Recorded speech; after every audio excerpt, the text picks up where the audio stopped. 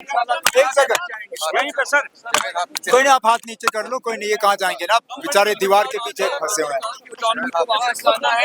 आराम से आराम से आराम बताइए सर कुछ। Come that side, I won't be able to. यहाँ Sher Kashmir Institute of Medical Sciences का आज एनुअल डे मनाया जा रहा है, 42nd एनुअल डे।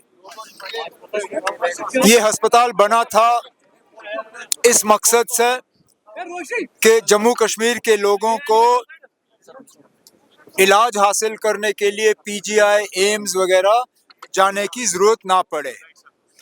और इस अस्पताल ने जम्मू कश्मीर के लोगों की बहुत खिदमत की है, लेकिन कुछ कमियां हैं, कुछ कमज़ोरियां हैं, जैसे कि आज प्रोग्राम के दौरान डायरेक्टर साहब ने भी उनका जिक्र किया।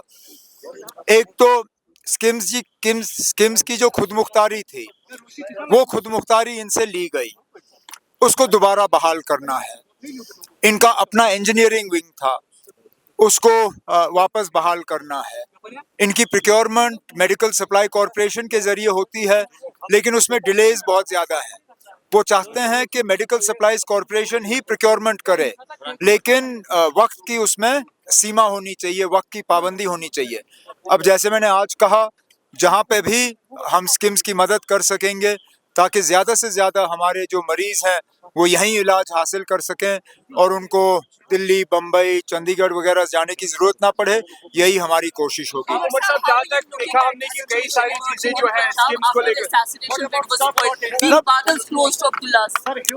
I spoke to Sukhbir yesterday after the attack on him.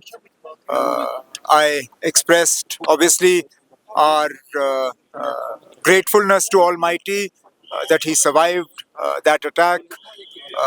We spoke about the situation. Obviously, some of the things that he shared with me are not for public consumption, but it's a matter of concern.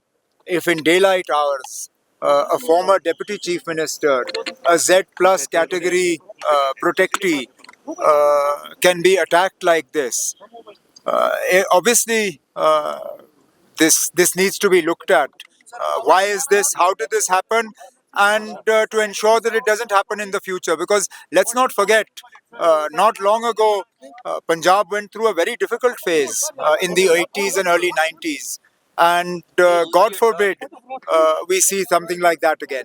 Sir, as we have seen this holiday especially जो कि अब नहीं है, शेख साहब की क्या कोई नहीं, फिर होगा ना, फिर होगा। कई सारे और भी डेट्स हैं जो सर मालूम है, कई सारे और भी डेट्स हैं, लेकिन अब हमें बड़ी लड़ाई लड़नी है। सुनिए ना, हमें फिलहाल बड़ी लड़ाई लड़नी है, और वो लड़ाई जम्मू कश्मीर को दोबारा रियासत का दर्जा हासिल हो, हमें वो लड़ाई लड़नी है। हम उम्मीद करते हैं कि वज़ीर आज़म साहब ने जो जम्मू कश्मीर के लोगों के साथ वादा किया, हमारे साथ नहीं, जम्मू कश्मीर के आवाम के साथ, पार्लियामेंट इलेक्शन के दौरान और उसके बाद असेंबली इलेक्शन के दौरान, इन दोनों इंतखाबात में जम्मू कश्मीर के लोगों ने बढ़ चढ़ के हिस्सा लिया। कहीं पे भी शिकायत नहीं आई कि उनको मजबूरन पोलिंग बूथ में लेके उनसे वोट डलवाए गए, अपनी मर्जी से गए। उन्होंने इस इलेक्शन को कामयाब किया इस उम्मीद के साथ कि उनके साथ जो वादे किए गए, बिलखसूस रियासत का दर्जा वापस मिलने का, वो हमें वापस मिलेगा। अब वज़ीर आज़म साहब, होम मिनिस्टर साहब महाराष्ट्र, झारखंड इन चीज़ों में थोड़े बिजी थे, अब उनको वहाँ से फुर्सत मिली है, तो अब उनसे बात की जाएगी ताकि जल्द से जल्द जम्मू कश्मीर को रियासत का दर्जा वापस मिले। मस्जिदों को लेकर तब उसके बारे में नेशनल कॉन्फ्रेंस ने भी बात की, हमारे लीडरों ने भी बात की। इस मुल्क में हर किसी मजहब के लोगों को रहने की खुली छूट है। हमारे आईन में एक लफ्ज है सेक्युलर, जब तक वो लफ्ज हमारे आईन में है, उसका मतलब ये है कि हमारा मजहब कोई भी हो, या हमारा मजहब अगर हम किसी भी मजहब को ना माने, तब भी हमारा इस मुल्क में आज़ादी से रहने का हक है। अब ये क्यों एक सोची समझी साजिश के तहत हमारे दरसगाहों को, हमारी मस्जिदों को टारगेट करने की कोशिश की जा रही है, मैंने बार बार ये कहा है, ठीक है ना, आप कहते हो आप मुसलमानों को अपीज नहीं करोगे, मत करिए अपीज, हम अपीजमेंट नहीं मांगते, लेकिन अपीजमेंट ना करने का मतलब ये नहीं है कि आप हमें निशाना बनाइए। Don't target us in the name of not appeasing us. Don't victimize us. Going after our mosques, going after our shrines, going after our way of practicing our religion, you are victimizing us. And this is not the India that Jammu and Kashmir was a part of. This is not the India our founding fathers envisaged. This is not the India that has the word secular in its constitution.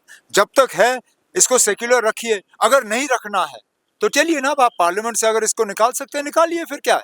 Thank you very much sir, बहुत बहुत शुक्रिया।